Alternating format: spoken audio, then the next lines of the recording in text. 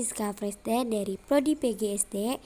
Mari kita belajar pengelompokan hewan berdasarkan tempat hidupnya. Berdasarkan tempat hidupnya, hewan dibagi menjadi 3. Yang pertama, hewan hidup di air. Yang kedua, hewan hidup di darat. Dan yang ketiga, hewan hidup di air dan di darat. Yang pertama, hewan yang hidup di air.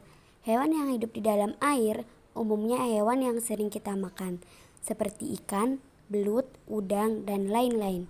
Hewan ini dikelompokkan dari hewan air tawar, hewan air laut, dan hewan air payau.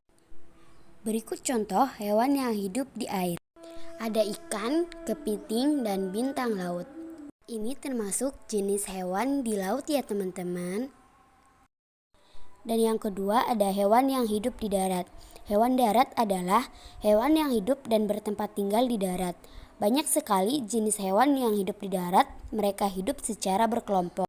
Adapun jenis hewan tersebut ada jerapah, kuda, dan monyet. Monyet juga termasuk hewan yang hidup di darat. Banyak sekali ya teman-teman. Selanjutnya yang terakhir, hewan yang hidup di air dan di darat.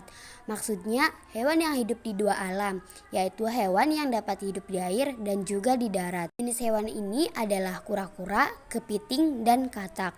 Hewan-hewan tersebut kadang masuk ke dalam air, kadang juga naik ke daratan. Nah, kalian bisa lihat hewan yang hidup di air dan di darat. Di sini ada kura-kura, katak, dan kepiting. Jadi dapat disimpulkan hewan adalah jenis makhluk hidup yang hidupnya secara berkelompok. Berdasarkan tempat hidupnya, hewan dikelompokkan menjadi 3. Hewan hidup di air, hewan hidup di darat, dan hewan hidup di air dan di darat.